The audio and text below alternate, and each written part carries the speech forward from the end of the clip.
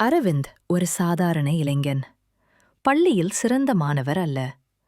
தனக்கே தெரியாமல் தோல்வி, துன்பம், விமர்சனம் அவன் வாழ்க்கையில் அடிக்கடி வந்தது.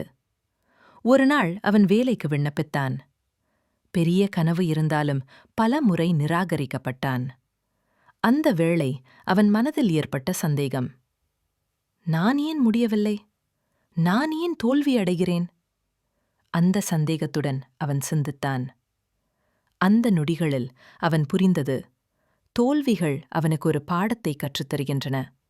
அவை நம்மை வெற்றிக்கு தயாரிக்கின்றன. அரவிந்த் ஆரம்பித்தான் தோல்வியை ஆய்வு செய்ய. தவறுகளை எழுதிக் கொண்டான், காரணங்களை கண்டுபிடித்தான். ஒவ்வொரு தடுமாற்றமும் அவனுக்கு ஒரு புதிய அறிவை தந்தது. பொறுமை, உழைப்பு, திட்டமிடல், நேர்மறை மனப்பாங்கு. மிக மோசமான தருணங்களில் அவன் சிரமம் மிகுந்தது. அவன் தோல்விகளை எதிர்கொள்ள நேர்ந்தது, மனம் சிதறினது. ஆனால் அவன் விட்டுக்கொள்ளவில்லை. ஒவ்வொரு சவாலையும் எதிர்கொண்டு மீண்டும் முயன்றான். சில மாதங்களுக்குப் பிறகு அவன் ஒரு பெரிய வாய்ப்பை வென்றான். அந்த வெற்றி கடந்த தோல்விகளால் உருவான அடித்தளத்தில் நிலைத்திருந்தது.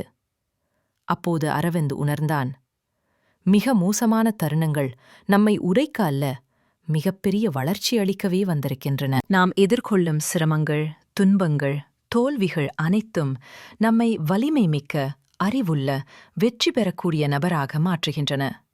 அவற்றை எதிர்த்து நிற்கும் மனப்பாங்குதான் நிஜமான வளர்ச்சியை உண்டாக்கும்.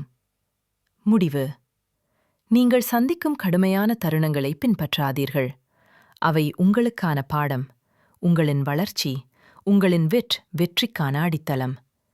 ஒவ்வொரு தடுமாற்றமும் ஒரு புதிய தொடக்கம், ஒரு புதிய வாய்ப்பு, உங்கள் நெகிழ்ச்சியான வெற்றிக்கான வழியாகும்.